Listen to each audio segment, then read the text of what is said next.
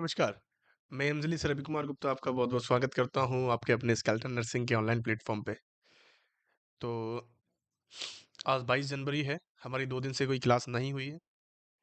कुछ technical issue के कारण, कुछ क्लाइमेट के कारण हमारी क्लासेस नहीं हो पाई है 2 दिन से।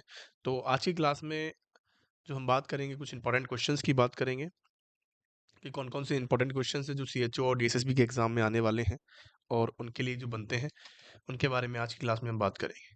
तो सबसे पहला क्वेश्चन आपकी स्क्रीन पर ये रहा। क्वेश्चन क्या कहता है? क्वेश्चन को समझना है, अच्छे से समझना है और पढ़ना है। क्वेश्चन के अंदर ही आंसर होता है। तो क्वेश्चन पूछ रहा है कि superficial layer of the skin is called. Skin की सुपरफिशियल लेयर कौन सी होती है? स्किन की सुपरफिशियल लेयर कौन सी होती है? Epidermis, dermis, subcutaneous, adipose. फटाफट से आंसर करेंगे। इस क्वेश्चन का क्या आंसर होने वाला है?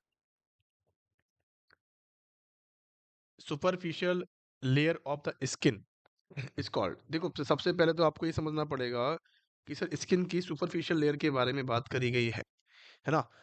तो सबसे पहले तो सबको बच्चों को यही आता होगा कि सर स्किन क्या होती है? कि सर स्किन क्या होती है?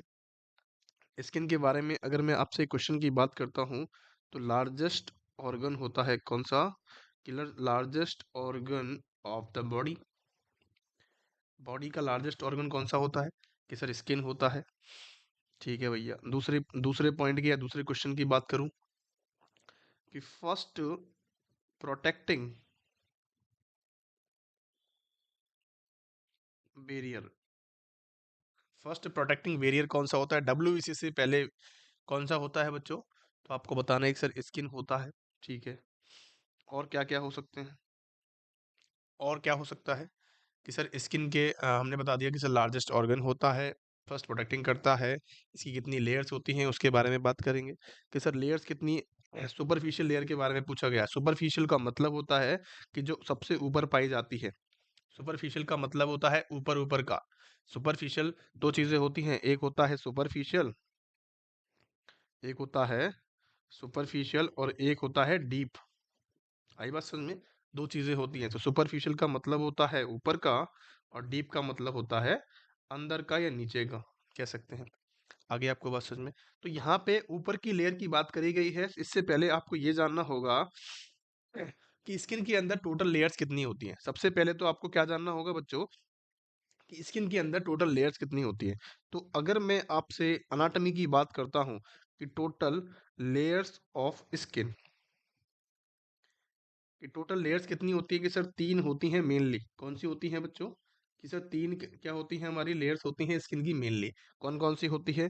कि अगर मैं आपसे बात करूं तो कौन सी होती है बच्चों? सबसे पहली होती है एपिडर्मिस, दूसरी होती है डर्मिस, तीसरी होती है हाइपोडर्मिस। क्या होती है? हाइपोडर्मिस। काफी बच्चे कंफ्यूज हो गए कि सर हाइपोडर्मिस तो हमने कभी पढ़ा ही नहीं। लेकिन बेटा मैं आपको अभी समझाऊंगा। और इसको हम सबक्यूटेनियस के नाम से भी जानते हैं। क्या मेरी बात समझ में आई? अभी तो आपको तसल्ली आ गई होगी कि सर सबक्यूटेनियस के नाम से इसके बारे में तो हमने सुना है, लेकिन हाइपोडर्मिस के बारे में हमने नहीं सुना। नहीं सुना ना? चलो ठीक है, कोई बात नहीं। अब मैं आपसे एक चीज पूछता हूँ या एक चीज बताने की कोशिश करता हूँ कि सर एपी का मतलब देखो।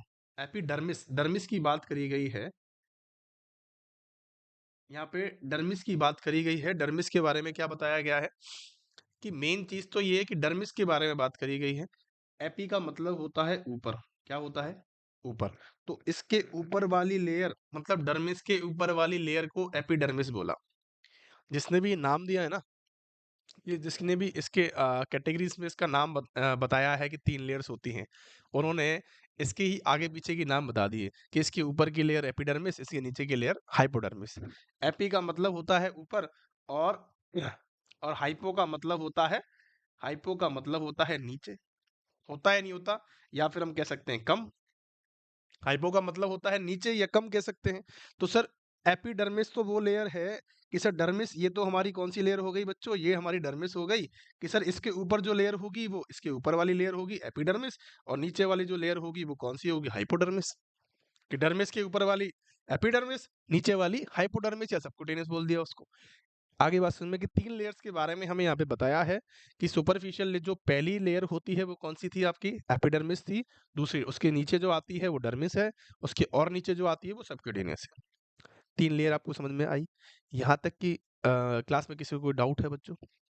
चलिए, तो सर यहाँ पे क्वेश्चन क्या पूछा गया है कि sir superficial layer of the skin, sir skin की सुपरफिशियल लेयर कौन-सी है? क्या डर्मिस होती है? कि सर डर्मिस तो सेकंड नंबर की होती है, सुपरफिशियल तो नहीं हो सकती। या हम कह सकते हैं कि सर मिडल लेयर मिडल होती है। क्या हो सकती है बच्चों? ये होती है मिडल होती है। कि सर एपिडर्मिस के बारे में अभी आपने बताया है कि सर एपिडर्मिस कौन-सी होती है? कि ये फर्स्ट लेयर होती है स्किन की। क्या होती है? First layer of the skin होती है। कि सर सबक्यूटेनियस के बारे में बता दीजिए। कि सर आपने बताया था सबक्यूटेनियस कौन-सी लेयर होती है बच्चों? ये हमारी थर्ड लेयर होती है। क्या होती है बच्चों? थर्ड लेयर होती है। आगे बात समझ में? तीनों के बारे में अच्छे से समझ में आया। एडिपोज़ क्या होता है कि सर एडिपोज़ एक टिश्यूज़ के नाम होते हैं। एडिपोज़ क्या होता है? एडिपोज टिश्यूज का नाम होता है। किसका नाम होता है? ये एक प्रकार के टिश्यू होते हैं जो कि फैट को क्या करते हैं? फैट को इकट्ठा करने का काम करते हैं या फैटी टिश्यूज हम जिसको बोल सकते हैं उसको बोलते हैं एडिपोज टिश्यू। आगे मेरी बात समझ में? अगर चलो एक चीज और बता देता हूँ मैं आपको एनाटॉमी बता देता हूँ कि कैसे-कैसे एनाटॉमी होती है। जो बच्चे पढ़ने वाले हैं उनके लिए बहुत बेनिफिट है। यहाँ से एक बार आप देखेंगे कि सर एनाटॉमी कैसे होने वाली है स्किन की, कि सर स्किन की एनाटॉमी के बारे में यहाँ पे बताया गया है। सिंपल-सिंपल बातें लिखी गई हैं, अगर किसी को लिखना है तो वो लिख सकता है, ठीक है? ये इम्पोर्टेंट है कि लेयर्स ऑफ यहाँ से अगर कोई स्किन का क्वेश्चन आता है तो यहाँ से बाहर नहीं जाएगा, इससे बाहर नहीं जाएगा। क्वेश्चन के बारे में बताया है कि sir layers of anatomy, anatomy की लेयर्स के बारे में बताया गया है कि सर एक तो बताइए सर एपिडर्मिस लेयर होती है, स्ट्रेटा इसको बोला है। लेयर को ही हम क्या बोलते हैं बच्चों? स्ट्रेटा बोलते हैं। क्या बोलते हैं? स्ट्रेटा। नया नाम जानने को मिला कि सर लेयर को ही हम स्ट्रेटा बोलते हैं। कि सर ये क्या होती है? कि sir most superficial layer of the skin. कि सर पहला पहला पॉइंट क्या लिखा हुआ है कि मोस्ट सुपरफिशियल लेयर होती है स्किन की। कि चलो ये बात बढ़िया बता दी सर आपने। कि सर ये तो पता है हमें provide the first barrier protection, provide the first barrier protection, कि पहला बैरियर प्रोटेक्शन कौन करवाता है? हमारी एपिडर्मिस लेयर करवाती है। अब सर एपिडर्मिस की लेयर ये बात भी आपने बता दी। तो सर एपिडर्मिस की 5 लेयर्स और होती हैं जिनके ऊपर बहुत ज्यादा क्वेश्चंस बने हुए हैं और पूछे गए हैं। इसीलिए मेरा पर्पस था कि मैं आपको ये सारी चीजें बता दूं। क्वेश्चन यहाँ से पूछा जाएगा। क्वेश्चन ये नहीं पूछा जाएगा कि सुपरफिशियल लेयर कौन सी होती है। वो बहुत इजी क्वेश्चन है, सबको आता है। आपको वो पढ़ना है कि यहाँ पे जो पढ़ाया जाएगा जो सिर्फ एग्जाम में आता है और औरों को नहीं आता है, ठीक है? तो सबसे पहली बात मैं आपसे बात करता हूँ कि सर इनर से आउटर की तरफ बात करेंगे हम, कि अंदर से बाहर की तरफ की बात करेंगे। अंदर से बाहर की तरफ की हम यहाँ पे बात करने वाले हैं। सबसे पहली जो लेयर है वो बेसल लेयर होती है। स्ट्रेटम का मतलब मैंने आपको बताया, स्ट्रेटम का मतलब होता है लेयर। आगे बात समझ में? स्ट्रेटम का मतलब क्या होता है? लेयर लिखेंगे यहाँ पे। स्ट्रेटम बोल दो या लेयर बोल दो, लेकिन हम बात करते हैं सर बेसल लेयर होती है सबसे पहले बेस कौन बनाता है? बेस कौन बनाता है? कि सर बेसल लेयर होती है। उसके बाद स्पॉन्जियोसम आती है, उसके बाद ग्रेनुलोसम आती है, ल्यूसिडम होती है और कॉर्निसम होती है। आगे मेरी बात समझ में? कि सर 5 लेयर आपने बता दी, जिसको भी लिखना है वो बच्चा लिख सकता है। क्वेश्चन बनता है कि basal layer of the sorry outer layer of the epidermis. तो एपिडर्मिस की जो आउटर लेयर होती है बच्चों, वो कौन सी होती है? कॉर्नियम होती है। कौन सी होती है? कॉर्नियम होती है। और जो बेसल लेयर होती है वो कौन सी होती है? स्ट्रेटम बेसल होती है। आगे मेरी बात समझ में? बहुत बढ़िया। कि सर डर्मिस के बारे में क्या है कि डर्मिस के अंदर क्या होती है? नर्व सप्लाईज पाई जाती हैं, ब्लड वेसल्स पाई जाती हैं और लिम्फेटिक सप्लाई भी इसके अंदर पाई जाती है। किसी सबक्यूटेनियस के अंदर क्या होता है कि sir subcutaneous layer is important layer and play the important role in the shock absorption.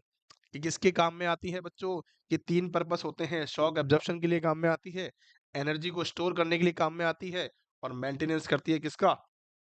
Heat का। बॉडी की जो हीट होती है उसका मेंटेनेंस करने का काम कौन करती है?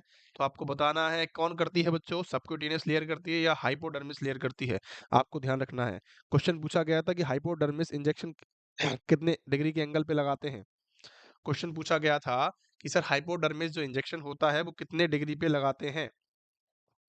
क्वेश्चन मैं आपसे पूछता हूँ कि सर जो हाइपोडर्मिस इंजेक्शन होता है, क्वेश्चन पूछा गया था एक एग्जाम के अंदर कि सर हाइपोडर्मिस इंजेक्शन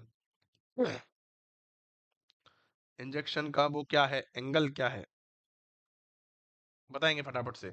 कि सर हाइपोडर्मिस इंजेक्शन का एंगल क्या होने वाला है।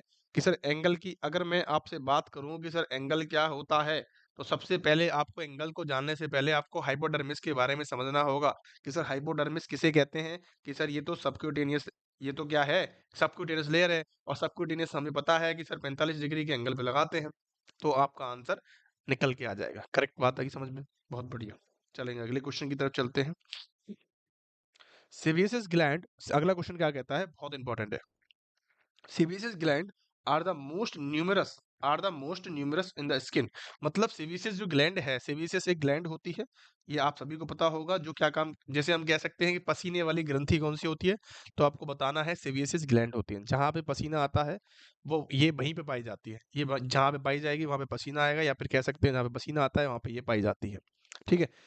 Skin in the following except, question पूछा गया है कि सेबेसियस ग्लैंड जो है वो हमारे स्किन के बहुत सारे पार्ट्स के अंदर पाई जाती है, लेकिन एक को छोड़ के, एक को छोड़ के। तो वो एक किसको छोड़ेंगे हम, चाहे एक्जिला को छोड़ेंगे, क्या ग्रोइन को छोड़ेंगे, या फिर हम फेस को छोड़ेंगे, या पाम ऑफ हैंड्स को छोड़ेंगे।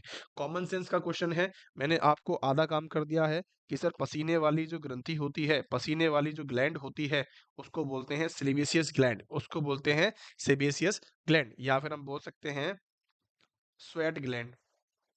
क्या बोल सकते हैं बच्चों, इसको हम स्वेट ग्लैंड भी बोल सकते हैं। कि सर जहाँ पे पसीना आता है ये वहां पे मिलेगी, और जहाँ पे पसीना नहीं आता वहां पे नहीं मिलेगी। आगे बात समझ में, तो आपको कॉमन सेंस लगाना है। अगर मैं आपसे बात करूं कि सर जहाँ पे पसीना आता है वहां पे हमेशा हेयर होते हैं, क्या होते हैं बच्चों, जहाँ पे पसीना आता है वहां पे हेयर्स पाए जाते हैं हमारे बॉडी पे। या फिर आप ऐसे ध्यान रख लो कि जहाँ पे बाल होते हैं बॉडी के, वहां पे ये आपको सेबेसियस ग्लैंड देखने को मिल जाएगी। क्या बात समझ में आई मेरी? कि जहाँ पे हेयर्स का प्रेजेंट होता है वहां पे आपको सेबेसियस ग्लैंड मिलती है। और बात करते हैं कि सर एक्जिला के अंदर, कि सर एक्जिला के अंदर तो हेयर होते हैं। एक्जिला वाला कौन सा पोर्शन है, जो आपके ये शोल्डर के नीचे वाला जो पोर्शन होता है उसको एक्जिला पोर्शन बोलते हैं। और ग्रोइन वाला जो रिप्यूबिक एरिया जो होता है, ग्रोइन्स जो होता है, जो अपन के रिप्रोडक्टिव सिस्टम्स होते हैं, वहाँ पे होता है कि सर वहाँ पे भी हमारे हेयर्स प्रेजेंट होते हैं। तो ये तो दोनों बात सही है। कि सर फेस पे क्या होते हैं, दाढ़ी मूंछ होते हैं, फेस पे भी बाल होते हैं थोड़े थोड़े, कि सर होते हैं, कि सर बिल्कुल होते हैं। तो ये भी बात सही है। तो तीनों जगह पे पसीना आ सकता है या नहीं आ सकता बच्चों?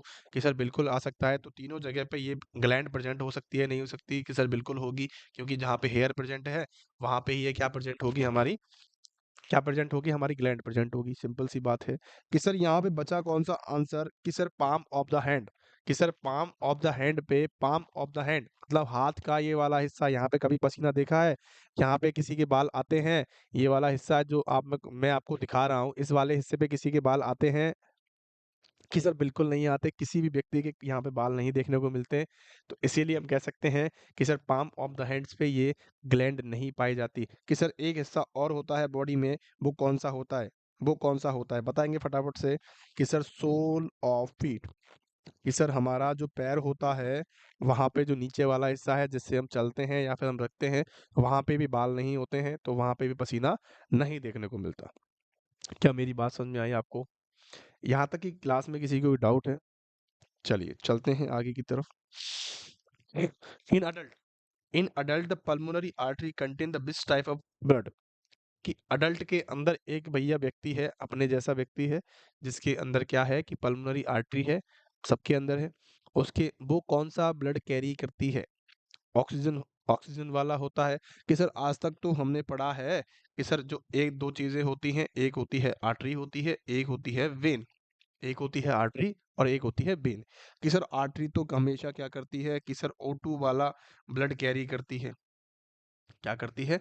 कि सर O2 वाला ब्लड कैरी करती है। और जो वेन होती है वो क्या काम करती है बच्चों? वो हमारा काम करती है CO2 वाला। कि सर CO2 को हमारे बॉडी से ले जाती है, और कहाँ छोड़ती है? हमारे राइट एट्रियम के अंदर छोड़ती है। आपको पता है, आपने पढ़ा होगा, ब्लड सर्कुलेशन के बारे में आपने पढ़ा होगा। अगर नहीं पढ़ा तो मैं आपको एक डिटेल में एक क्लास बनाऊंगा, उसके ऊपर आप देख लेना। ठीक है? तो अभी आपको सिर्फ़ इतना सा समझना है कि सर जो आर्टरी होती है और वेन जो होती हैं हमारी बॉडी के अंदर, वो क्या काम करती हैं? ऑक्सीजन को कैरी करती है, कौन-सी आर्टरी करती है और वेन को कैरी करने वाली कौन-सी होती है? कि सर CO2 होती है। CO2 क्या करती CO2 को कैरी कौन करता है? कि सर वेन्स करती है। अगर इसके हिसाब से आप आंसर लगाते हो, पल्मोनरी आर्टरी के बारे में पूछा गया है, तो आप किसको आंसर क्या करोगे? कि सर इसको करेंगे। सर ये आंसर तो बिल्कुल गलत हो जाएगा।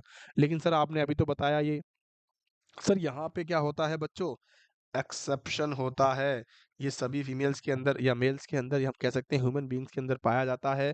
और क्या होता है कि सर जो पल्मोनरी आर्टरी होती है, पल्मोनरी पल्मोनरी आर्टरी जो होती है और हम कह सकते हैं कि सर पल्मोनरी जो वेन होती है, ये दोनों क्या काम करती हैं बच्चों? कि सर पल्मोनरी आर्टरी जो होती है वो क्या कैरी करती है भैया? डीऑक्सीजनेटेड ब्लड को कैरी करने का काम करती है। क्या मेरी बात समझ में आई? आपको एक्सेप्शन का ध्यान रखना है। सिर्फ़ और सिर्फ़ एकमात्र ऐसी आर्टरी है बॉडी के अंदर जो क्या काम करती है? डीऑक्सीजनेटेड ब्लड को कैरी करने का काम करती है। और ऐसी एकमात्र वेन है पल्मोनरी वेन, उसको क्या करती है सर? ऑक्सीजनेटेड ब्लड का काम करती है। क्या मेरी बात समझ में आई? कि सर एक क्वेश्चन और पूछ लेता हूँ चलिए बात पे कि सर फीटस जो होता है, बच्चा जो होता है माँ के पेट में, उसके अंदर भी क्या पाया जाता है? कि सर अम्लाइकल पॉड पाई जाती हैं। कि सर अम्लाइकल कॉर्ड मिलती हैं, तो अम्लाइकल कॉर्ड के अंदर भी तो आर्टरी और वेन होती हैं। कि सर बिल्कुल होती हैं। कि सर जो आर्टरी होती है वो भी क्या काम करती है?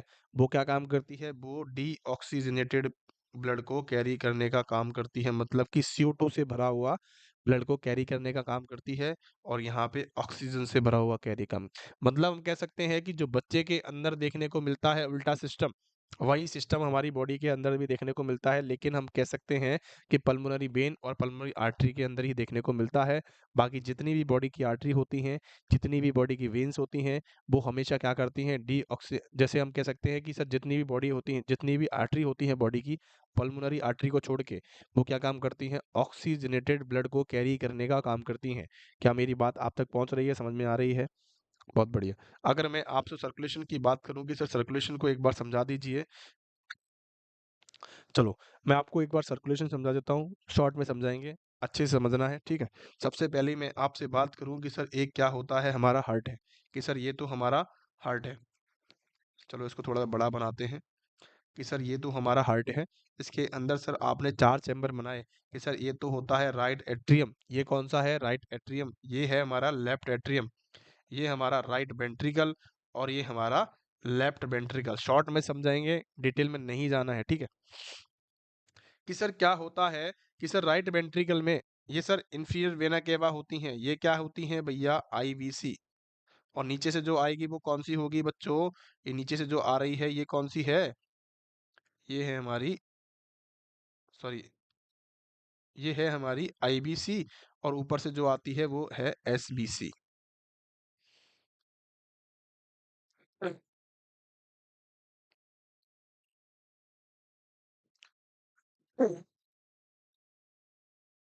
क्या मेरी बात समझ में आ रही है आपको? क्या मेरी बात आपको समझ में आई? तो दोनों का ब्लड कहाँ चला जाता है? कि भैया राइट एट्रियम के अंदर जाता है, फिर क्या करता है? राइट वेंट्रिकल के अंदर जाता है। और सर राइट वेंट्रिकल से पल्मोनरी आर्टरी निकलती है। मैं पल्मोनरी जो आर्टरी होती है उसको ब्लैक में ड्रॉ कर देता हूँ। ये हमारी पल्मोनरी आर्टरी निकल रही है और निकल के कहाँ जा रही है? हमारे, कि सर लंग्स के अंदर जाती है। कि सर ये तो लंग्स वाला पोर्शन है। कि सर इसके अंदर ये जो आर्टरी है ये कौन सी है बच्चों? पल्मोनरी आर्टरी है। क्या है बच्चों? पल्मोनरी आर्टरी है। कि सर पल्मोनरी आर्टरी कहाँ से निकली? हमारे राइट वेंट्रिकल से निकली। राइट वेंट्रिकल से निकल के कहाँ गई? हमारे लंग्स के अंदर गई। लंग्स के अंदर क्यों गई? आपको अभी समझ में आ जाएगा कि सर लंग्स के अंदर क्यों गई। कि सर लंग्स के अंदर क्यों गई? बताएंगे फटाफट से। क्योंकि इसको ऑक्सीजन लेना था या नहीं लेना था? कि सर बिल्कुल लेना था। अब भैया ऑक्सीजन हमारी किसने ले लिया? हमारे ब्लड ने ऑक्सीजन ले लिया। अब यहाँ से क्या निकल रही हैं? पल्मोनरी वेन निकल रही हैं। क्या निकलती हैं? कि सर पल्मोनरी वेन यहाँ से निकल रही हैं।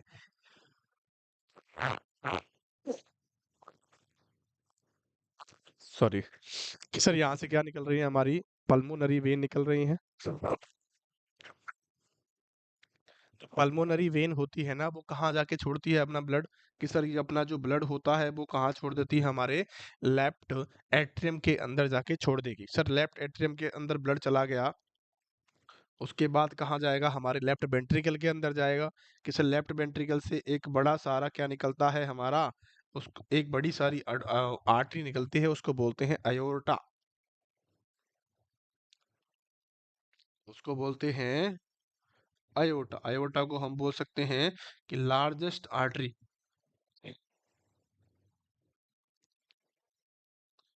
कि लार्जेस्ट, जितने भी क्वेश्चन बता रहा हूँ ना बच्चों, ये बहुत ज्यादा इंपॉर्टेंट है, ध्यान रखना। लार्जेस्ट आर्टरी किसे कहते हैं? तो अयोर्टा को कहते हैं, ध्यान रखना। कि सर ये कहाँ जाता है हमारी? कि सर यहाँ से हमारा ब्लड आया और ब्लड कहाँ चला गया? हमारे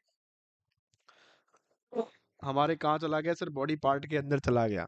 कि सर बॉडी पार्ट के अंदर तो चला गया। कि सर बॉडी पार्ट के अंदर तो चला गया, लेकिन जो बॉडी पार्ट से लेके जाएगा वो कौन होंगी? वो हमारी वेन होंगी। और वेन कहाँ जाएगी हमारे? ये हमारा जो ब्लड आया इसके अंदर, इसके अंदर वेन के अंदर चला गया। ये कौन सी हैं? ये हमारी वेन्स। तो वेन कहाँ जाके खुलेगी? हमारी नीचे वाली जो आएगी वो तो इंफीरियर वेना केवा के अंदर खुलेगी। ऊपर ऊपर से जो ब्लड लेके आएगी वो हमारे कहाँ खुलेगी? सुपीरियर वेना केवा के अंदर खुलेगी। अब ये बात आपको एक बार समझनी है ध्यान से। ये मैंने जो आपको बनाया है, इसको आपको रट लेना है, इसको आपको समझ लेना है। देखो वापस से समझते हैं, ठीक है? कि सर हमारा समझाना कहाँ से, ये बताओ? कि सर नीचे समझते हैं एक बार, ठीक है? कि सर हमारा यहाँ समझते हैं कि सर यहाँ से ऊपर से जो ब्लड आ रहा है, ऊपर से जो हमारे ब्रेन की तरफ से आ रहा है, ऊपर के जो बॉडी पार्ट्स हैं उनको सप्लाई करके जो ब्लड आ रहा है CO2 वाला, वो कहाँ जाएगा हमारे? ऊपर वाला कहाँ से आएगा? सुपीरियर वेना कैवा से आएगा। नीचे वाला कहाँ से आएगा? इंफीरियर वेना कैवा से आएगा। और दोनों मिलके कहाँ जाएंगे? राइट एट्रियम के अंदर जाएंगे। राइट एट्रियम के अंदर से कहाँ चला जाएगा? राइट वेंट्रिकल में चला जाएगा। राइट वेंट्रिकल से कहाँ चला जाएगा? हमारी पल्मोनरी आर्टरी के अंदर चला जाएगा, क्योंकि वो CO2 वाला ब्लड है। क्योंकि वो CO2 वाला ब्लड है। जब CO2 वाला ब्लड क्यों जाएगा लंग्स के अंदर? कि लंग्स के अंदर उसको प्योरीफाई होना है, ऑक्सीजन उसको लेनी है, CO2 को छोड़ना है। लंग्स के अंदर जाएगी तो लंग्स के अंदर क्या करेंगे अपन? उसको बाहर निकाल देंगे। निकालेंगे नहीं निकालेंगे? सर बिल्कुल। कि सर यहाँ पे क्या आ जाएगा? सर O2 ऑक्सीजन आ गई। कि सर ये तो ऑक्सीजन वाला ब्लड हो गया। कहाँ आया? हमारे लेफ्ट एट्रियम के अंदर आया। लेफ्ट एट्रियम से हमने कहा लिया? लेफ्ट वेंट्रिकल के अंदर लिया। जब लेफ्ट वेंट्रिकल के अंदर हमने ले लिया तो हमारी वहां से एक सबसे बड़ी आर्टरी निकलती है, उसको बोलते हैं अयोर्टा। अयोर्टा कहाँ लेके जाएगा? हमारे बॉडी पार्ट्स तक घुमाएगा। अब बॉडी पार्ट से फिर CO2 छोड़ेंगे। भैया वो छोड़ेंगे ना, अपने अपने काम में क्या लेंगे? ऑक्सीजन को लेंगे और CO2 का क्या करेंगे? उत्पादन करेंगे या फिर छोड़ेंगे। तो CO2 जब छोड़ेंगे तो वही प्रोसेस स्टार्ट हो जाएगी। बेन्स आएंगी, बेन्स क्या करेंगी? नीचे वाली बेन्स तो इंफीरियर वेना केवा के अंदर खोलेंगी, ऊपर वाली बेन्स सुपीरियर वेना केवा के अंदर खोलेंगी। फिर राइट एट्रियम के अंदर जाएगा, फिर राइट वेंट्रिकल के अंदर जाएगा, फिर पल्मोनरी आर्टरी, फिर lungs, pulmonary vein, left atrium, right ventricle, aorta, body, यही सिस्टम सब चलता रहता है। क्या मेरी बात आप तक पहुंची, समझ में आई आपको? अब यहाँ पे एक चीज कॉमन, अब आप एक चीज देखिए कि सर यहाँ पे तो CO2 है पल्मोनरी आर्टरी के अंदर, और सर पल्मोनरी आर्टरी के अंदर यहाँ पे ऑक्सीजन है, ये सॉरी अयोर्टा के अंदर ऑक्सीजन है। तो बॉडी की जितनी भी आर्टरीज होती हैं उनके अंदर क्या होता है? ऑक्सीजन, ऑक्सीजन वाला ब्लड होता है, मतलब ऑक्सीजनेटेड ब्लड होता है। लेकिन पल्मोनरी आर्टरी एकमात्र ऐसी आर्टरी है जिसके अंदर क्या होता है? CO2 वाला ब्लड होता है। यहाँ तक की बात समझ में, यही समझाने की कोशिश कर रहा हूँ मैं। आगे बात समझ में, बहुत बढ़िया। चलेंगे, यहाँ तक की बात समझ में आ गई हो तो हम चलते हैं बच्चों आगे की तरफ। ये हमारा क्वेश्चन हो गया है। जिसने भी डीऑक्सीडेटेड आंसर दिया है उसका करेक्ट आंसर होने वाला है यहाँ पे। हाँ, अगला क्वेश्चन की बात करते हैं। In difference between systolic pressure and diastolic pressure is, difference देखा गया है। डिफरेंस क्या माना जाता है? कि सर एक तो होता है कि सर सिस्टोलिक बीपी होता है। कि सर दो तरह के बीपी होते हैं, दो तरह के बीपी होते हैं। कौन सा? सर ब्लड प्रेशर जो होता है वो कितना होता है? नॉर्मल, नॉर्मल जो होता है कि सर 120 से 180 mm ऑफ, सॉरी 120 से 80 mm ऑफ Hg होता है नहीं होता भैया? कि सर होता है। कि सर एक बार किलो पास्कल के अंदर भी पूछा गया था, पास्कल के अंदर भी ये एग्जाम के अंदर आया था कि सर किलो पास्कल के अंदर कितना होगा, तो आपको बताना है कि सर 16/11 होता है। कितना होता है? 16/11। बहुत बढ़िया। कि सर इसकी 120 की मैं बात करूं कि सर ये तो कौन सा हो गया सर, सिस्टोलिक बीपी इसको बोलते हैं हम। कि सर 120 तो हमने सिस्टोलिक बीपी को बोल दिया। कि सर डायस्टोलिक बीपी किसको बोला? कि सर 80 जो होता है, 80 वाली जो रीडिंग है हमारी वो कितनी है? डायस्टोलिक बीपी वाली है। अब यहाँ पे दोनों के बीच में डिफरेंस पूछा गया है कि सर यहाँ पे डिफरेंस कितने का आ रहा है। तो भैया सिंपल सी बात है कि सर डिफरेंस को, जो डिफरेंस निकल के आया वो कितना आया बच्चों? कि सर दोनों के आप घटाओगे तो कितना डिफरेंस आएगा? तो 40 का डिफरेंस आया। कितना आया बच्चों? 40 का डिफरेंस आया। और 40 के डिफरेंस को क्या कहते हैं? इसको हम क्या लेटरल प्रेशर कहेंगे, क्या इसको अपाइकल प्रेशर कहेंगे, क्या पल्स प्रेशर कहेंगे, मीन आर्टरियल प्रेशर कहेंगे? इसी के बारे में क्वेश्चन पूछ रहा है। तो भैया इसको कहते हैं पल्स प्रेशर। इसको कहते हैं पल्स प्रेशर। यहाँ पे किसी भी कंफ्यूजन की कोई बात है? कि सर बिल्कुल नहीं है। चलें आगे की तरफ कि भैया आपने ये कैसे निकाल दिया? अगर ये क्वेश्चन आपसे इस तरीके से पूछा जाता है कि सर यहाँ पे हमें सिस्टोलिक बीपी, ठीक है, डायस्टोलिक बीपी और पल्स प्रेशर, पीपी लिख देता हूँ पल्स प्रेशर को। तो यहाँ पे हमें इनके बीच में रेशो क्या होगा? रेशो क्या होगा? कि सर रेशो कैसे निकालते हैं? कि सर 120 तो हमारा सिस्टोलिक बीपी होता है, डायस्टोलिक बीपी हमारा 80 है, और हमारा जो पल्स प्रेशर निकल के आया वो कितना है बच्चों? 40 है। ठीक है, ये आपने निकाल लिया। अब कोई क्वेश्चन पूछता है कि आपको सिस्टोलिक बीपी, डायस्टोलिक बीपी और पल्स प्रेशर का रेशो निकालना है। तो रेशो कैसे निकालोगे? कि सर 40 से अगर हम काटेंगे तो एक आंसर आता है। कि सर 40 को हम 80 से काट देंगे तो 2 बार आएगा। और ये इसको कितने बार कटेगा? कि सर ये 3 बार कटेगा। तो रेशो जो निकल के आता है वो हमारा क्या होता है? 3:2, 2:1। ये हमारा रेशो है। Is the correct answer. आपको यही इसी तरह से आपको क्वेश्चंस करने हैं। ये आपसे कैसे भी पूछा जा सकता है, उल्टा सीधा आपको कोई डिजिट दे देगा एग्जाम के अंदर कि हमारा बीपी इतना है तो इसके अंदर पल्स प्रेशर क्या होगा, उसके बाद उसका रेशियो निकालना है। तो आपको आंसर आना चाहिए। क्या आपको मेरी बात समझ में आई? कि सर लेटरल प्रेशर या अपाइकल प्रेशर क्या होता है, ये प्रेशर कोई मायने नहीं रखते हैं। ठीक है। अब मैं आपसे बात करूं कि सर मीन आर्टेरियल प्रेशर क्या होता है। इसका भी बड़ा योगदान है हमारी नर्सिंग के अंदर। कि सर मीन आर्टेरियल प्रेशर, इसको मैप के नाम से भी जानते हैं। कि कहते हैं बच्चों, मीन आर्टेरियल प्रेशर मैप के नाम से भी जाना जाता है। कि सर मीन आर्टेरियल जो प्रेशर होता है इसका एक फॉर्मूला है, आपको ऑटोमेटिक निकल के आ जाएगा। अगर आप इससे निकालना चाहते हो तो फॉर्मूला जो है बच्चों MAP बराबर, चलो मैं डायरेक्ट लिख देता हूँ फॉर्मूला। कि सर सिस्टोलिक बीपी, ठीक है, प्लस सिस्टोलिक बीपी, पूरा लिख देता हूँ, systolic BP plus diastolic BP into 2/3। ये हमारा फॉर्मूला है बच्चों। ये हमारा क्या है? हमारा फॉर्मूला है मीन आर्टेरियल प्रेशर निकालने का। अब आपको मैं निकाल के दिखा देता हूँ। कि सर सिस्टोलिक बीपी हमारा 120 है। कि सर डायस्टोलिक बीपी हमारा 80 है, और इसको 2 से गुना करना है, भाग 3 का देना है। कि सर 120 प्लस 160/3। कि सर कितना आया? कि सर ये तो हमारा 280 के करीब हो गया। कि सर 280 आ गया। 160 और 120 कितना हो गया? 280। 280 में 3 का भाग दोगे तो कितना आएगा? लगभग 93.33 करके ऐसे आंसर आपका निकल जाएगा। तो इसका जो मीन आर्टेरियल प्रेशर निकला वो कितना निकला बच्चों? 93.33 आपका मेजर और करेक्ट आंसर हो गया। क्या आपको दोनों प्रेशर समझ में आए? मीन आर्टेरियल प्रेशर किसे कहते हैं और क्या कहते हैं हम, हमारा कौन सा था, पल्स प्रेशर क्या था? क्या मेरी बात समझ में आ गई आपको? यहाँ तक कि क्लास में किसी को कोई डाउट है? चलिए आगे के क्वेश्चंस देखते हैं, आगे का सवाल देखते हैं क्या कहता है। क्वेश्चन कहता है कि सर 0.45% नॉर्मल सलाइन है। नॉर्मल सलाइन सभी को पता है कि सर NS होता है, लेकिन सर इसकी सांद्रता तो 0.9% होती है, या फिर हम कह सकते हैं 0.9% होती है। कि सर होता है, कि सर 0.9% होता है, लेकिन यहाँ पे क्वेश्चन पूछा गया है 0.45% पूछा गया है। तो 0.45 का मतलब है कि सर इसमें 2 का भाग दिया था, इसलिए 0.45। इसका मतलब इससे आधा पूछा गया है कि नॉर्मल सलाइन सॉल्यूशन है इज एन एग्जांपल ऑफ। बताएंगे फटाफट से, देखो आइसोटोनिक सॉल्यूशन होता है, हाइपरटोनिक होता है, हाइपोटोनिक होता है या वेरी हाइपोटोनिक होता है। ये मैंने पिछली क्लास के अंदर और हमारे फंडामेंटल के जो हाँ, हमारे जो फंडामेंटल के लाइव सेशन चले थे उनके अंदर भी मैंने आपको बताया था। उनकी रिकॉर्डेड वीडियो उपलब्ध है, आप वहाँ से जाके देख सकते हो। डिटेल में लेक्चर लेना है तो बाकी मैं आपको समझा देता हूँ कि सर आइसोटोनिक क्या होता है, हाइपरटोनिक क्या होता है, हाइपोटोनिक क्या होता है और बेरी हाइपोटोनिक क्या होता है। सबसे पहली बात तो आपको ये होना चाहिए कि सर आइसोटोनिक की रेंज क्या होती है।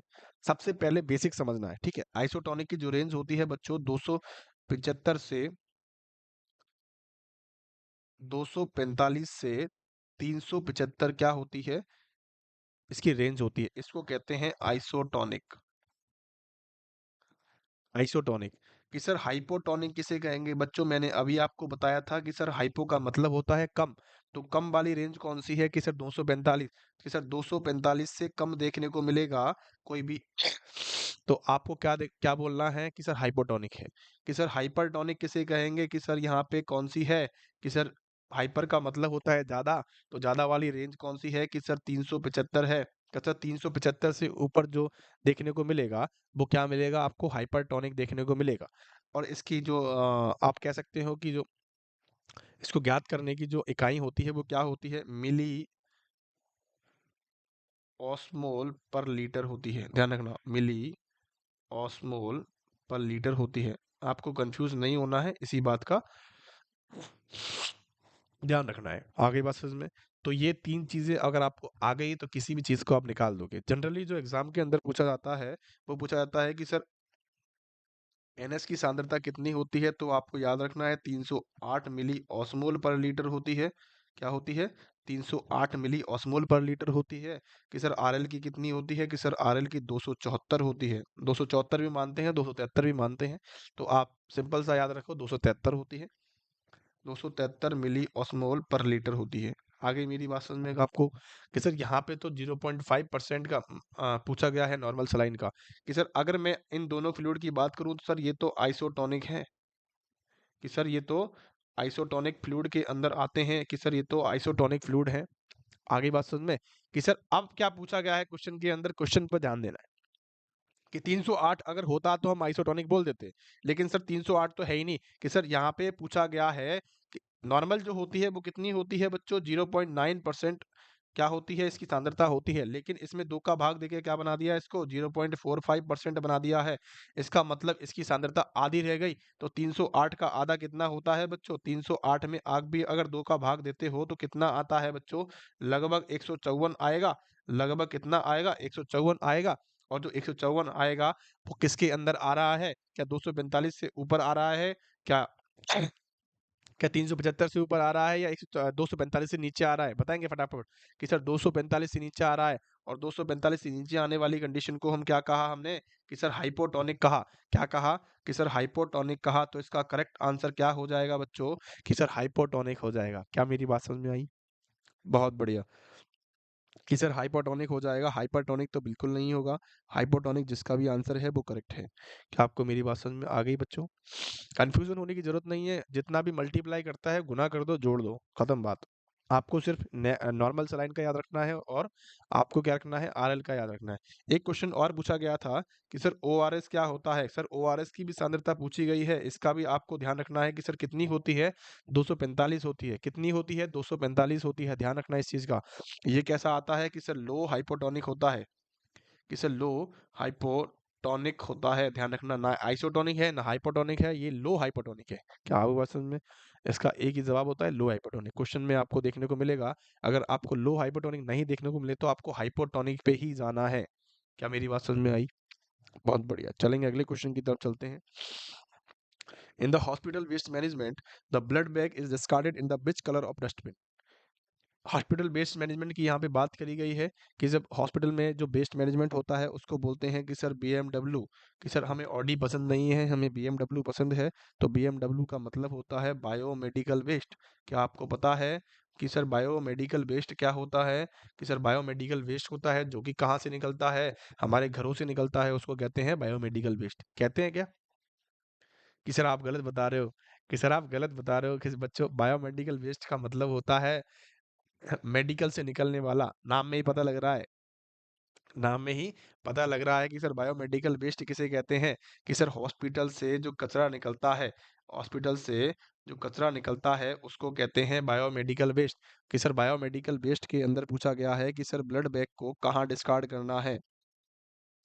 कि सर दो चीजें होती हैं कि एक तो ब्लड बैग होता है, आपने क्या लगाया, किसी पेशेंट को ब्लड लगाया तो उसके अंदर ये तो है नहीं ब्लड बैग से डायरेक्ट दे दोगे, उसके अंदर ट्यूबिंग भी आपको लगानी पड़ेगी, ट्यूबिंग भी आपको लगानी पड़ेगी। कि सर ट्यूबिंग भी लगानी पड़ेगी, तो दोनों को अलग अलग फेंका जाता है। कि बिल्कुल सर फेंका जाता है। तो आप कौन से कलर के अंदर बैग को फेंकोगे और कौन से कलर के अंदर आप ट्यूबिंग को फेंकोगे, जल्दी आंसर देंगे फटाफट से। सिंपल सी बात है, आपने जो रट रखा है वो आप रेड बताओगे, लेकिन red is the correct answer नहीं है।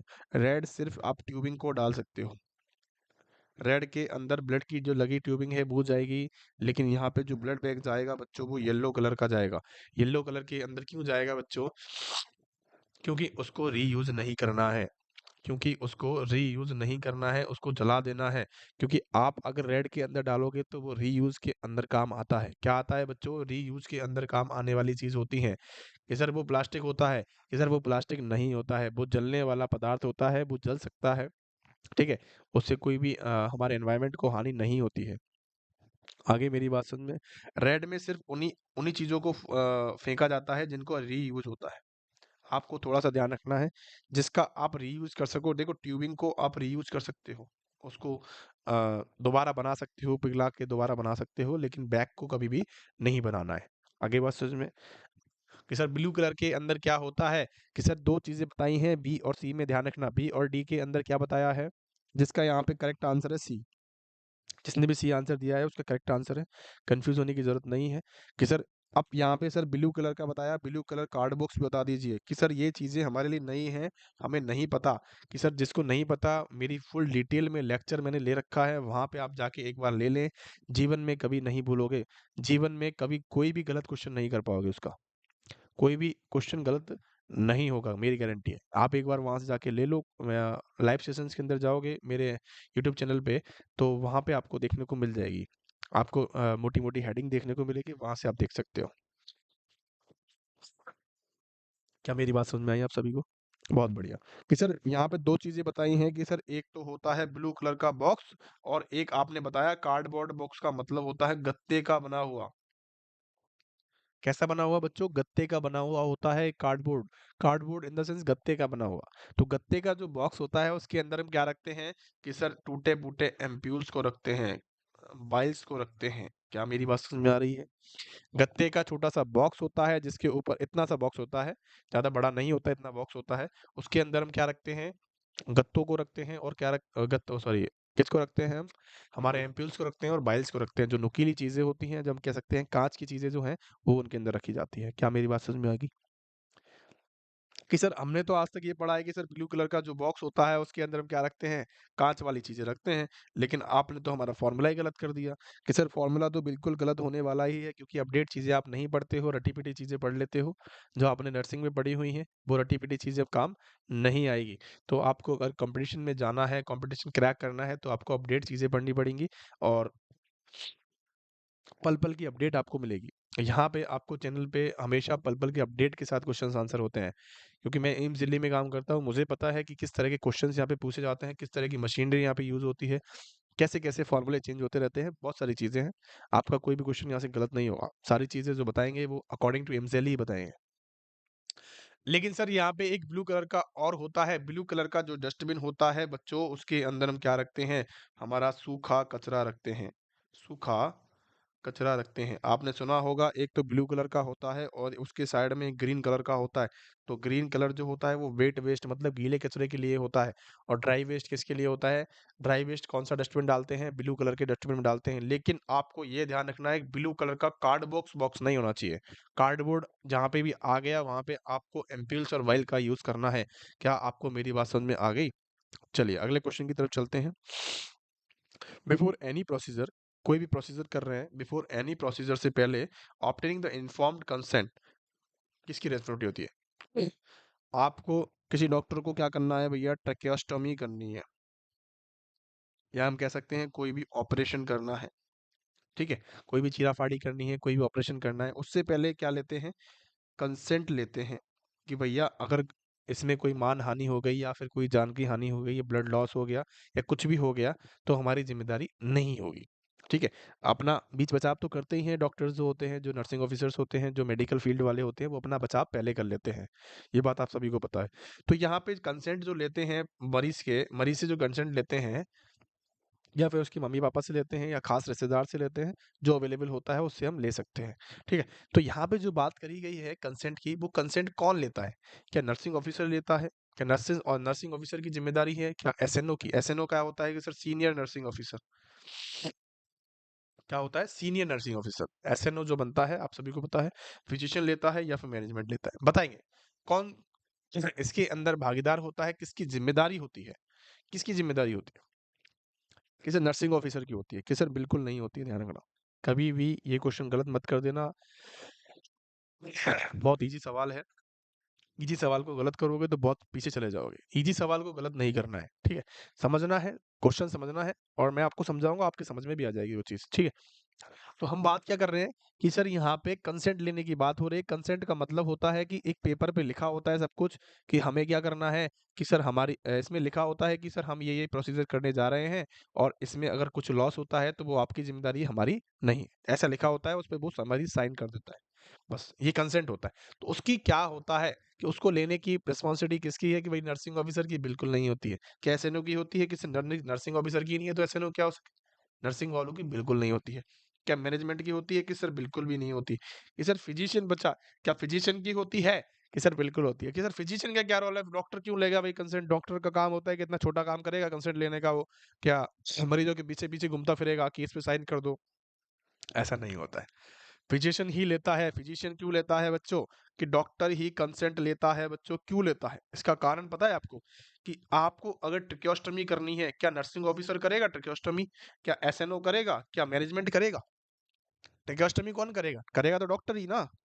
भाई करेगा तो डॉक्टर ही। क्या नर्सिंग ऑफिसर करेगा? नहीं करेगा। तो भैया कंसेंट क्यों लेगा? कंसेंट लेने का मतलब है कि आप जिससे कंसेंट ले रहे हो उसके बाप से उसके माता पिता से कंसेंट ले रहे हो तो उसको समझाना भी तो है उस प्रोसीजर के बारे में। तो आप समझा सकते हो क्या? कि सर नहीं समझा सकते, हमें तो पता ही नहीं है। तो आपको ज़्यादा भोंपाल बनने की ज़रूरत नहीं है एट अ टाइम। आपको सिर्फ़ क्या करना है कि हमारा काम नहीं है, आप लोगे कंसेंट, ठीक है? तो आपको क्या करना है कि डॉक्टर का काम इसलिए है क्योंकि वो रिश्तेदारों को, मरीज़ों को समझाता है कि हम आपके बेटे की ट्रेकोस्टोमी करेंगे, आपके पेशेंट की ट्रेकोस्टोमी करेंगे। ट्रेकोस्टोमी का मतलब होता है कि यहाँ से चीरा लगाएँगे, उसमें एक नली डालेंगे जो कि बच्चे को साँस देगी वेंटिलेटर के थ्रू। आपको ये समझाना होता है। डॉक्टर जो है वो समझाएगा किसको? पेशेंट को समझाएगा, तो पेशेंट की वो बात समझ में आ जाएगी और उसी वक़्त क्या ले लेगा? उससे साइन करवा लेगा, खत्म बात। आ गई बात समझ में? तो इसीलिए फिजिशियन का काम होता है कभी भी कंसेंट नर्सिंग ऑफिसर को नहीं लेना है। ये बात आगे तक की याद रखनी है, ध्यान रखना इस चीज़ का। कभी भी कंसेंट आपने लिया, कभी भी किसी पेशेंट को कोई हानि हो गई, भगवान ना चाहे ऐसा किसी के साथ हो, लेकिन किसी पेशेंट के साथ हानि हो गई तो आपकी ज़िम्मेदारी हो जाएगी, आपके माथे केस हो जाएगा, ठीक है? तो इस बात का पक्का ध्यान रखना है कभी भी भविष्य में जब भी आप एम्स में लगो, कहीं भी लगो, उससे फ़र्क नहीं पड़ता, लेकिन कंसेंट की ज़िम्मेदारी हमारी नहीं होती है। क्या मेरी बात समझ में आ गई? चलिए। क्वेश्चन बहुत अच्छे हैं आज के, आपको पढ़ना है सबको, सबके डिटेल में मैंने आपको बताया है। क्वेश्चन क्या पूछता है देखेंगे। What is the full form of LAMA? भैया लामा क्या भला आगे, ये तो लामा के बारे में तो हमने नहीं पढ़ा कि सर लामा क्या होता है। देखो, कभी भी क्या होता है, लामा की जो फुल फॉर्म है पहले तो ये जानते हैं कि sir leave against medicine advice. भैया मेडिसिन नहीं होता है, ठीक है? यहाँ पे क्या होता है? मेडिकल होता है कि sir leave against medical advice होता है, ठीक है? तो लीव एंड नहीं होता है, ये गलत हो गया। कि सर लीव अगेंस्ट मैनेजमेंट नहीं होता है, मैनेजमेंट नहीं, ये भी गलत हो गया। अच्छा, लीव अगेंस्ट मेडिकल एडवाइस, ये बहुत बढ़िया, ये बहुत बढ़िया हमारे पास मिल गया। तो जिसका भी डी आंसर है बच्चों वो करेक्ट है। इसका मतलब समझना है। देखो, लामा उन पेशेंट के लिए दिया जाता है जो यहाँ पे नहीं रुकना चाहते। जो पेशेंट यहाँ पे नहीं रुकना चाहते वो भाग चुके हैं अपने पेशेंट को दिखाते-दिखाते। अब वो घर जाना चाहते हैं, उनको छुट्टी चाहिए, उनको किसी भी प्रकार की कोई ऑपरेशन नहीं करवाना है, उनको घर ले जाना है अपने मरीज़। से पेशेंट होते हैं जिन्होंने काम किया है वहाँ पे पता होगा। तो उन पेशेंट को कहते हैं लामा। एक लामा का फॉर्म होता है, लामा का एक फॉर्म होता है जिसमें बहुत सारी डिटेल लिखी हुई होती है कि अगर आप यहाँ से अपनी मर्जी से पेशेंट को ले जा रहे हो, अगर कुछ होता है तो हमारी जिम्मेदारी या हॉस्पिटल की जिम्मेदारी नहीं होगी, आपकी स्वयं की जिम्मेदारी होगी। उस पे आपको बस साइन लेना होता है, ठीक है? वो भी डॉक्टर लेता है, अपन को नहीं लेना। वो भी क्या लेता है? डॉक्टर लेता है, क्योंकि रिस्की काम होता है, रिस्की काम में अपन को फंसना नहीं है, अपनी जॉब बहुत सिक्योर है, अपने को फंसना नहीं है। तो लीव अगेंस्ट, इसका मतलब समझेंगे। लीव, लीव का मतलब होता है छुट्टी। क्या होता है बच्चों? छुट्टी, कि भाई छुट्टी लेनी। अगेंस्ट का मतलब होता है कि अगेंस्ट जाना। किसके अगेंस्ट जाना? मेडिकल एडवाइस, कि भैया मेडिकल नहीं चाहता, कि डॉक्टर नहीं चाहता कि मैं इसको छुट्टी दूं। क्यों नहीं दूं? डॉक्टर क्यों नहीं चाह रहा है? कि क्यों नहीं चाह रहा है बच्चा? क्यों नहीं चाह रहा है? डॉक्टर क्यों नहीं चाह रहा है बच्चों? डॉक्टर डॉक्टर इसलिए नहीं चाह रहा है कि इसको मैंने छुट्टी दी तो इसके पेशेंट की डेथ हो सकती है, इसकी जान को खतरा हो सकता है, इसीलिए मैं इसको छुट्टी नहीं देना चाहता। इसलिए मैं इसको, कि कोई इमरजेंसी होती है तो हम संभाल तो सकते हैं, इसीलिए उसको क्या नहीं कर रहा, वो छुट्टी नहीं कर रहा। तो उसी के अगेंस्ट जाके, उसी के विरुद्ध जाके वो क्या करता है, जो पेशेंट का अटेंडर होता है या परिजन जो होते हैं उसके साथ, वो उसकी छुट्टी करवा लेते हैं। उसी को कहते हैं लामा। उसी को कहते हैं लामा, कि लीव अगेंस्ट मेडिकल एडवाइस। बहुत बार एग्जाम के अंदर आया हुआ है कि कि बिना डॉक्टर की एडवाइस के या बिना मेडिकल की एडवाइस के आपको छुट्टी मिल जाती है, उसको कहते हैं लीव अगेंस्ट मेडिकल एडवाइस। बहुत बढ़िया। एक कंडीशन और होती है बच्चों, एब्सकॉन्ड के नाम से जानते हैं। ये बात आपने सुनी होगी कि सर एब्सकॉन्ड क्या होता है?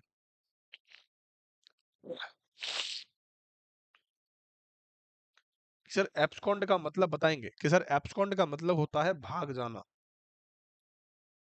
कि भैया मरीज फरार हो गया, मरीज वार्ड में से फरार हो गया, वो तो भाग गया, उसका मतलब होता है एब्सकॉन्ड।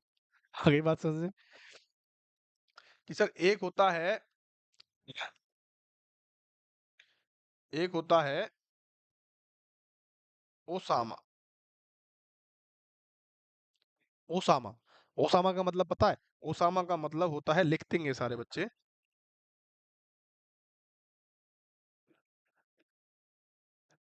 ओवर स्टेइंग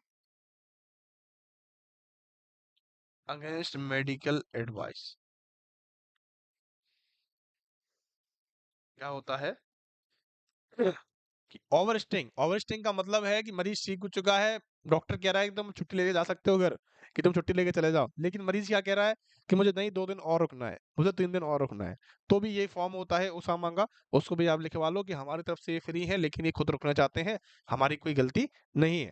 कहीं आप हम पे केस कर दो कि हमें, मैं सही हो गया था फिर भी आपने मेरे पैसे बनाने के लिए आप हमें यहाँ पे रोक रहे हो, तो उसके उसमें क्या होता है कि वो जो डॉक्टर होता है, जो मेडिकल स्टाफ होता है, वो फंसने की उसमें कगार में होता है, इसलिए हम क्या करते हैं, उस पे साइन करवा लेते हैं। आगे बस उसमें एक होता है मामा, एक होता है मामा का फॉर्म। मैंने ये डिटेल में ले रखा है, आप जाके देखोगे ना लाइव सेशन के अंदर, मेरे लाइव सेशन के अंदर जाओगे, फंडामेंटल की पूरी क्लास मैंने इसके अंदर ले रखी है। बहुत सारे आमा होते हैं, बहुत सारे होते हैं, उन सब के बारे में क्वेश्चन पूछ सकते हैं, तो आपको बिल्कुल इसको लाइटली नहीं लेना है। क्वेश्चंस को जाके देखो, बहुत इजी है, आपको समझ में आ जाएंगे। जैसे मैं मामा का मतलब बताता हूँ, तो मामा, AMA is for the against medical advice. M का आपको मतलब समझना है, एम का मतलब होता है मोटिलिटी। मोटिलिटी, मोटिलिटी का मतलब होता है कि चलना फिरना, घूमना, हिलना। डॉक्टर ने क्या सलाह दी है, आप लिखेंगे पूरा, ये पूरा लिख दो आप, कि motility against the medical advice. Doctor जो है, वो मेडिकल स्टाफ जो है या हॉस्पिटल जो है, वो चाहता है कि आपको बिल्कुल भी नहीं हिलना है बेड से। आपको बेड से बिल्कुल नहीं हिलना है। अगर आप हिलते हो तो आपकी गलती है, आपकी स्पाइनल कॉर्ड में फ्रैक्चर है। अगर आप हिलते हो तो आपको पैरालिसिस हो सकता है, आपको चोट लग सकती है। लेकिन भैया वो जो पेशेंट है वो तो मान ही नहीं रहा है, वो तो पेशेंट मान ही नहीं रहा है, उसको तो हिलना है, उसको तो बेड से खड़ा होना है, उसको तो वॉशरूम जाना है। आगे बात सुन, तो यहाँ पे मामा का फॉर्म होता है, मामा के फॉर्म को भरवा लो, वो उसकी जान है, अपना कोई मतलब नहीं है, अपना समझा दिया उसको। अगर नहीं मानता है उसके बारे में भी, मोटिलिटी करता है मेडिकल एडवाइस के बाद भी, तो उसको क्या करना, मामा का फॉर्म भरवा लो, खत्म बात। तो यही सारी चीजें होती हैं, जो बहुत सारी चीजें हैं जो मैंने आपको बता रखी है, आप वहां जाके देखो, बहुत सारा इंपॉर्टेंट चीजें मैंने आपको वहां पे बताई है। और अपने नंबर्स जो है वो सिक्योर करो, बहुत इजी है, बहुत इजी है, ज्यादा कुछ नहीं है वहाँ पे, है ना? अब बहुत अच्छा क्वेश्चन आया है आपके लिए, इस क्वेश्चन का मतलब आपको समझना होगा। इस क्वेश्चन को मैं आपको अकॉर्डिंग टू एम्स दिल्ली के अकॉर्डिंग बताऊंगा कि एम्स दिल्ली क्या चाहता है, ठीक है? In triage yellow colour indicate triage system होता है। सबसे पहले एक बात समझनी है कि सर ट्राइज क्या होता है, ट्राइज सिस्टम क्या होता है। आपने सुना होगा कि जब भी हम क्या करते हैं, जब भी हम इमरजेंसी में जाते हैं, जब भी हम इमरजेंसी में अपने पेशेंट को लेके जाते हैं, तो वहां पे आपने बोलते बोलते हुए सुना होगा एक इमरजेंसी के अंदर एक ट्राइज सिस्टम बना होता है, एक ट्राइज काउंटर होता है। वहां पे नर्सिंग ऑफिसर्स अलॉट किए होते हैं, या एक या दो अकॉर्डिंग टू हॉस्पिटल मेंबर्स के हिसाब से वो कर देते हैं अपनी स्टाफ के हिसाब से। वहाँ पे 1 या 2 मेंबर होते हैं, जब भी कोई पेशेंट एम्बुलेंस से उतरता है या फिर कोई आता है, तो उसको वो फिक्स करता है कि या तो उसको रेड एरिया में रखना है, या ग्रीन एरिया में रखना है, या फिर येलो में रखना है, या ब्लैक में रखना है। ये 4 एरिया होते हैं, ध्यान रखना इस चीज़ का। ये 4 एरिया होते हैं इमरजेंसी के अंदर, उसको बोलते हैं ट्राइज सिस्टम, उसको बोलते हैं ट्राइज सिस्टम। अब देखो, इस क्वेश्चन को करने से पहले मैं आपको एक चीज़ इमेज दिखाना चाहता हूँ। मैं आपको एक इमेज दिखाना चाहता हूँ, देखेंगे। कि सर इमेज के अंदर क्या दिखा है। ये भैया एम्स दिल्ली की तस्वीर है। ये एम्स दिल्ली के अकॉर्डिंग मैंने आपको बता रहा हूँ, वहां से इसको खींच के लाया हूँ आपके लिए। ठीक है, देखना है ट्राइस का जो क्लासिफिकेशन दिया हुआ है, उसको यहाँ पे समझना है। सिंपल सिंपल सी बात है, आपको दिखाई नहीं दे रहा होगा, या फिर दे रहा है तो अच्छे से समझना है, देखना है। इसका स्क्रीनशॉट ले सकते हो आप। ठीक है, सबसे पहले मैं आपसे बात करता हूँ यहाँ पे। यहाँ पे बताया कि ट्राइज क्लासिफिकेशन के बारे में बताया है। ठीक है, ट्राइज क्लासिफिकेशन की बात करी गई है। सबसे पहले मैं आपसे बात करता हूँ कि सर यहाँ पे कलर के बारे में बताया है। कलर होती है प्रायोरिटी होती है, कलर है प्रायोरिटी है, और क्या है, हमारी ट्राइज कैटेगरी के अंदर आता है, कंडीशन क्या है और ट्रांसफर कहाँ करना है, ये सारी चीजें इसके अंदर आती है। ठीक है, सबसे पहले यहाँ पे रेड कलर की बात करी गई है। रेड कलर को हम फर्स्ट प्रायोरिटी पे रखते हैं। इसका मतलब क्या बताया इन्होंने कि टॉप प्रायोरिटी अटेंशन, कि इस बंदे को रेड कैटेगरी में हमें किस बंदे को रखना है कि भैया उसको टॉप प्रायोरिटी देनी है। और क्या कह रहा है कि ट्रॉमा एंड मेडिकल इमरजेंसी के अंदर देखा जाता है कि या तो उसको सीवियर एक्सीडेंट हुआ है, वो मरने की कगार पे है, उसको हम बचा सकते हैं अगर हमने जल्दीबाजी करी तो। अगर हमने डिले नहीं किया, या फिर हमने जल्दीबाजी करी, या फिर हमने ऑपरेशन डिले कर दिया, अगर डिले कर दिया तो वो चला जाएगा। अगर हमने जल्दीबाजी करी, या फिर हमने उस पेशेंट के ऊपर अपना पूरा एफर्ट्स लगाया, तो बच सकता है। और उस पेशेंट को हम कहाँ एडमिट करते हैं, हमेशा आईसीयू के अंदर करते हैं, क्योंकि वो डेंजर कंडीशन में होता है। आपको सिंपल सा ये समझना है कि डेंजर कंडीशन के अंदर आता है, उसको रेड कैटेगरी के अंदर रखा जाता है। आ गई मेरी बात समझ में। और उसको आईसीयू के अंदर रखेंगे, उसको टॉप प्रायोरिटी पे रखते हैं। बहुत बढ़िया, ये बात समझ में आ गई। चलिए दूसरी बात करते हैं सर येलो की। येलो के अंदर क्या बताया गया है कि सर येलो को दूसरे प्रायोरिटी पे रखते हैं कि सर अर्जेंट अटेंशन होती है। इसे कह सकते हैं मॉडरेटली इंजर, मतलब कि एसिड फ्रैक्चर टाइप हुआ है, या फिर हम कह सकते हैं कि जान को खतरा नहीं है। हम कह सकते हैं कि लाइफ थ्रेटनिंग नहीं है, जान को खतरा नहीं है, अगर हम 1 घंटे के बाद भी इसको काम करते हैं तो भी ये चल जाएगा। उस काम को रखा जाता है येलो ट्राइज के अंदर। ठीक है, आईसीयू और वार्ड कहीं भी हम सेट कर सकते हैं हमारी पेशेंट की कंडीशन के ऊपर। सर ग्रीन कलर के मैनेजमेंट के अंदर क्या करेंगे। ग्रीन कलर का मतलब होता है कि सर सेमी अर्जेंट। इसका मतलब है कि इतनी ज्यादा जरूरत नहीं है, हम उसको 2-3 घंटे के बाद भी अगर हम करें उसका काम, तो भी वो चल जाएगा। आगे बस समझ में, यहाँ पे क्या है कि बॉन्डेड कैटेगरी के अंदर आता है कि भैया कोई ड्रेसिंग या चलते चलते गिर गया, या माइनर इंजरी हो गई है, या फिर हम कह सकते हैं कि छिल गया है, वो कंडीशंस है, वो कंडीशंस के अंदर आती हैं। इसको हम वार्ड की या ओपीडी के अंदर ही हम भगा देते हैं कि ड्रेसिंग वेसिंग कर दी चले जाओ घर, या फिर हम वार्ड में शिफ्ट कर सकते हैं अगर पेशेंट की कंडीशन ज्यादा खराब है तो। ब्लैक कलर के अंदर, ब्लैक कलर के अंदर डेड बॉडीज को रखा जाता है। जो जो पेशेंट मर चुका है उसको हम ब्लैक कलर के अंदर रखेंगे। ब्लैक कलर का ट्राइज होता है, सिंपल है, आपको कुछ नहीं समझना है, आपको सिर्फ रेड का और येलो पे क्वेश्चन पूछे जाते हैं। कभी कभी ब्लैक पे भी पूछा जाता है, तो ब्लैक का सिंपल सा है, अगर ब्लैक आता है तो डेड बॉडी है ना, पेशेंट मर चुका है। अगर ग्रीन आता है तो चिला विला है, ज्यादा मॉडरेट अर्जेंट नहीं है। तो सेमी अर्जेंट वाला जो पोर्शन होता है उसको हम कहाँ रखते हैं, हमारे ग्रीन के अंदर रखते हैं। अर्जेंट पोर्शन जो होता है वो येलो होता है। इमरजेंट जो पोर्शन होता है, इमरजेंसी जो होती है वो रेड होती है। अर्जेंट और इमरजेंसी में दोनों में फर्क होता है। आगे आपको बात समझ में।